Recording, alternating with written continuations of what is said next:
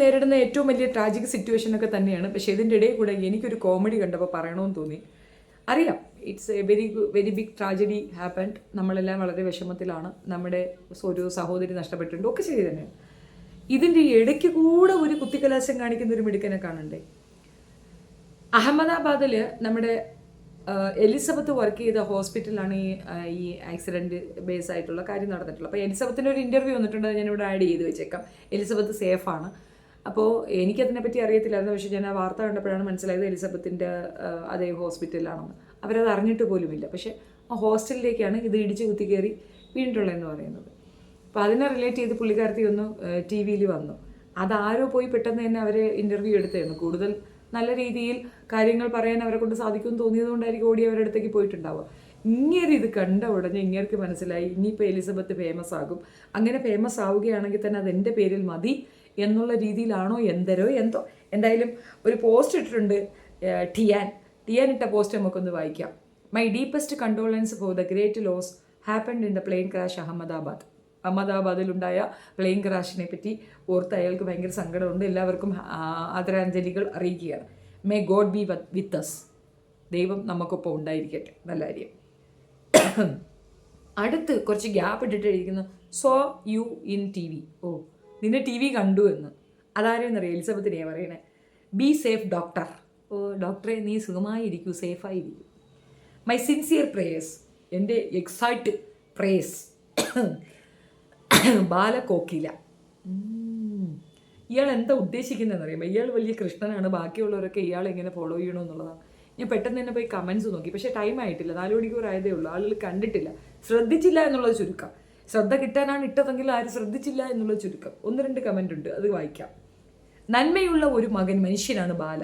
Kalabhavan സുനിലിൻ്റെ certificate വന്നിട്ടുണ്ട്. ഭയങ്കര നന്മയാണടാ. അതുകൊണ്ടല്ലേ ആ പാവപ്പെട്ട പെണ്ണിൻ്റെ ജീവിതം നശിപ്പിക്കാൻ അവനെ കല്യാണം കഴിച്ച് കൂടെ കൂട്ടിയിട്ട് ഉപയോഗിച്ച ശേഷം തള്ളി അങ്ങ് ദൂരെ കളഞ്ഞത്. വിവാഹം പബ്ലിക്കിൽ കഴിച്ചിട്ട് അതിൻ്റെ പെണ്ടാട്ടിയൊന്നും അല്ല എന്ന് പബ്ലിക്കിൽ തന്നെ വന്ന് പറഞ്ഞ് മണഗുണാഞ്ചിൻ്റെ ഭയങ്കര മനുഷ്യത്വമാണ്, സഹിക്കാൻ വയ്യ. Doctor survived 2 major tragedies. അത് നല്ലൊരു കമൻറ്റാണ്. ശ്രീജിത്ത് എഴുതിയ കമൻറ്റാണ്, സൂപ്പർ കമൻറ്റാണ്. അനിയാ നീ കിടുവാണ് കേട്ടോ, കിടിലോസ്കി. സത്യം പറഞ്ഞു, 2 ട്രാജഡിയിൽ നിന്ന് അവൾ രക്ഷപ്പെട്ടു. ഒന്ന് ബാല എന്ന ട്രാജഡി, മറ്റത് അഹമ്മദാബാദ് ട്രാജഡി. ഇത്രയും ഇഷ്ടമുണ്ടായിരുന്നല്ലേ ഗിരിജ നായർ. കിളിപോയ കേസാ, അല്ല പിന്നെന്തോ പറയുക. ഇനി പെണ്ണുമ്പോൾ നിനക്ക് എന്തിൻ്റെ കേടാണ്? അവൻ ഇഷ്ടപ്പെട്ടാന്ന് ഇഷ്ടപ്പെട്ടില്ലെങ്കിൽ എന്ത്? അവനൊരു നാർസിസ്റ്റ് പേഴ്സണാലിറ്റിയാണ്. ശിവനെ you did not, she was there എന്ന് വെച്ചാൽ സ്മിത നായർ സിംബോളിക്കലി കാര്യങ്ങൾ എഴുതി വയ്ക്കണം. നീ ഒരു രീതിയിലൊന്നും ചെയ്തില്ല അവൾ ഉണ്ടായിരുന്ന സമയത്ത്. She has helped you in your good days. നിന്നെ ഒരുപാട് സഹായിച്ചു നിൻ്റെ നല്ല ദിവസങ്ങളിൽ. It is tragedy to hear to everyone. അതെനിക്ക് മനസ്സിലായിട്ടില്ല, എന്താണ് പുള്ളിക്കാരത്തി ഉദ്ദേശിച്ചതെന്ന് മനസ്സിലായിട്ടില്ല. ഏതായാലും എലിസബത്ത് സേഫാണ്. എലിസബത്ത് ഹോസ്പിറ്റലായിരുന്നു. ആ സമയത്തായിരുന്നു ആക്സിഡൻറ്റ് ഉണ്ടായിട്ടുണ്ടായിരുന്നത്. അവർക്ക് ഒരു ക്വിക്ക് റിപ്പോർട്ടൊക്കെ പോയി എന്നൊക്കെയാണ് എലിസബത്ത് പറയുന്നത്. അതിൻ്റെ ഒരു വീഡിയോ ഞാൻ ഇതിൻ്റെ കൂടെ ചേർത്ത് വയ്ക്കാം. She safe. ഞാൻ കുറേ നോക്കി, എൻ്റെ പഴയ മൊബൈലിലാണ് അവരുടെ നമ്പർ ഉണ്ടായിരുന്നത്. എനിക്ക് അവരെ കോൺടാക്ട് ചെയ്യാൻ പറ്റിയിട്ടില്ല. എനിവേ സേഫാണല്ലോ. അത് ടി വി കൂടെ ആണെങ്കിലും അറിഞ്ഞതിൽ വളരെ സന്തോഷം. പക്ഷേ ഒത്തിരി പേര് നഷ്ടപ്പെട്ടിട്ടുണ്ട്. ആരൊക്കെ പോയി, എത്ര പേര് പോയി എന്നുള്ള കൗണ്ടൊക്കെ ഇനി വരെയേ ഉള്ളൂന്നാണ് മനസ്സിലാകുന്നത്. വല്ലാത്ത സിറ്റുവേഷൻ. പക്ഷെ അതിൻ്റെ ഇടയിൽ കൂടെ ഈ കോമഡിയും കൊണ്ട് ഈ കോമഡി ഇറങ്ങിയത് എന്തിനാണെന്ന് മനസ്സിലാകുന്നില്ല. ഇങ്ങനെ ഒരു കോമഡി പീസ്. നമ്മൾ ഒരാളെ വേണ്ട എന്ന് വെച്ചാൽ പിന്നെ അയാളെ ശല്യം ചെയ്യാതിരിക്കുക എന്നുള്ളതൊരു മാനവികതയാണ്, ഒരു മനുഷ്യത്വപരമായ ഒരു ഇടപെടലാണ്. ആ അമൃത പെണ്ണിനെ ഓടിച്ചിട്ട് പിടിക്കലായിരുന്നു പരിപാടി. നിങ്ങൾ കേട്ടിട്ടില്ലേ കോവി മഞ്ചൂരിയൻ? അതിൻ്റെയൊക്കെ ആവശ്യം എന്തായിരുന്നു? അയാൾ ഇട്ടിട്ട് പോയപ്പോഴത്തേക്ക് പിന്നെ സമാധാനമായി. അല്ലെങ്കിൽ അവളെ പിന്നെയും പിന്തുടർന്ന് കളിയായിക്കൊണ്ടിരിക്കും. അവസാനം ആ കൊച്ചിന് വന്ന് കാര്യം പറയേണ്ടി വന്നു. ഇനി എലിസബത്തിൻ്റെ പുറകെ പോകുന്നുണ്ട്. കുറച്ച് ദിവസത്തേക്ക് ഒരു സമാധാനം ഉണ്ടായിരുന്നു. ഇനിയിപ്പോൾ പാലും പൊക്കിക്കൊണ്ട് ഇറങ്ങുമില്ലെന്ന് അറിഞ്ഞുകൂടാ. ഏതായാലും കണ്ടത് ഞാനൊന്ന് അവതരിപ്പിച്ചു എന്നേ ഉള്ളൂ. ഇനി എലിസബത്തിൻ്റെ പുറകെ തള്ളിക്കൊണ്ട് പോയാണ്. പട്ടി വില കൊടുക്കല്ലേ പെങ്കൊച്ചെ. എലിസബത്തെ നീ എന്നെ കാണുന്നുണ്ടെങ്കിൽ ഇതല്ല ഇതിൻ്റെ അപ്പുറത്തെ ഡ്രാമയും കൊണ്ട് അവൻ ഇറങ്ങും. നിനക്ക് സ്വസ്ഥതയെ അവൻ തരത്തില്ല. ഇപ്പോൾ കുറച്ച് സ്വസ്ഥത ഞങ്ങൾക്കും ഉണ്ട്, നിനക്കും ഉണ്ട്. ആ സ്വസ്ഥത കണ്ടിന്യൂ ചെയ്യണമെങ്കിൽ ആ ഭാഗത്തേക്കേ നീ നോക്കാൻ പോകാതിരിക്കുന്നതിന് ഏറ്റവും നല്ലത്. നാർസിസത്തിൻ്റെ ലെവലൊക്കെ വേറെ ലെവലാണ്.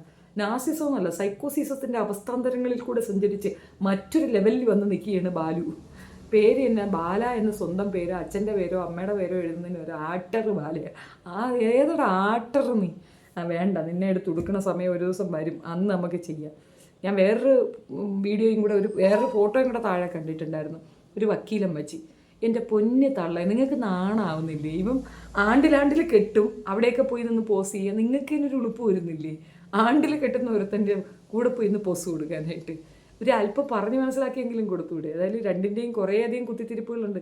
ഈ യൂട്യൂബേഴ്സ് ഒന്നടങ്ങ് അവരെ ഇഗ്നോർ ചെയ്തിട്ടിരിക്കുന്നുണ്ട്, നമുക്ക് ശല്യം കുറവുണ്ട്. അല്ലെങ്കിൽ ഇത് തന്നെ സ്ക്രോൾ ചെയ്യുന്നിടത്തൊക്കെ ആട്ടർ ബാലതാ ഇത് പറയുന്നു, ആട്ടർ ബാല അത് പറയുന്നു, ആട്ടർ ബാലയും അമൃതയും തമ്മിൽ ഫൈറ്റ്, ആട്ടർ ബാലയും പിന്നെ എലിസബത്തും തമ്മിൽ ഫൈറ്റ്, ആട്ടർ ബാലയുടെ 3-ാം കല്യാണം, ആട്ടർ ബാലയുടെ 4-ാം കല്യാണം. ഇത് തന്നെ ആയിരുന്നല്ലോ ഒരു സമയത്ത്. കണ്ടത് പറഞ്ഞു എന്നല്ല, നിങ്ങളുടെ അഭിപ്രായം കമൻറ്റിൽ രേഖപ്പെടുത്തുക. She safe. ആ വിഷയം ഇവിടെ ഞാൻ ചേർത്ത് വയ്ക്കുന്നു. Thank you. ഇന്നലെ വലിയ രീതിയിലുള്ളൊരു സംഭവമാണ് ഉണ്ടായത്. ഇവിടുത്തെ മെഡിക്കൽ ഫെറ്റലിലെ സ്റ്റുഡൻസ് അടക്കം മരിക്കുന്നൊരു സാഹചര്യം ഉണ്ടായി. എപ്പോഴാണ് നിങ്ങൾ ഇതിനെ പറ്റിയിട്ടൊക്കെ ഒരു 1:45-2 മണി ആവണ സമയത്താണ് ആക്ച്വലി ഞങ്ങൾക്ക് ടി വിയിൽ ഹോസ്പിറ്റൽ അനൗൺസ്മെന്റ് ആയിട്ട് വരുന്ന മാസ് കാഷ്വാലിറ്റി ഉണ്ടെന്ന്. അപ്പോഴും ഞങ്ങൾക്ക് മനസ്സിലായിട്ടില്ല ആക്ച്വലി പ്ലെയിൻ ക്രാഷ് ചെയ്തിട്ടുണ്ട്. കാരണം ഞങ്ങൾക്ക് ഹോസ്പിറ്റലിൽ നിൽക്കുന്ന ആൾക്കാർക്ക് സൗണ്ടൊന്നും കേൾക്കുന്നുണ്ടായിരുന്നില്ല. കാരണം ഇവിടെ തന്നെ ഒരു 4-5 ഹോസ്റ്റലുകൾ പിള്ളേർക്കായിട്ടുണ്ട്. അതുപോലെ തന്നെ ഈ ഞങ്ങളുടെ ഹോസ്പിറ്റലും ഈ പറഞ്ഞ ഹോസ്റ്റലും തമ്മിൽ ഓൾമോസ്റ്റ് 1 കിലോമീറ്റർ ഡിസ്റ്റൻസ് ഉണ്ട്. സോ സൗണ്ട് കേട്ടിട്ടുണ്ടായിരുന്നില്ല. പിന്നെ കുറച്ച് കഴിഞ്ഞിട്ടൊരു 5 മിനിറ്റ് കൂടി കഴിഞ്ഞപ്പോഴാണ് ക്രാഷ് ചെയ്തത്. ഞങ്ങളുടെ തന്നെ ഹോസ്റ്റലിലേക്കും അതുപോലെ തന്നെ മെസ്സിലേക്കാണ് ഫ്ലൈറ്റ് വന്ന് ക്രാഷ് ചെയ്തത്.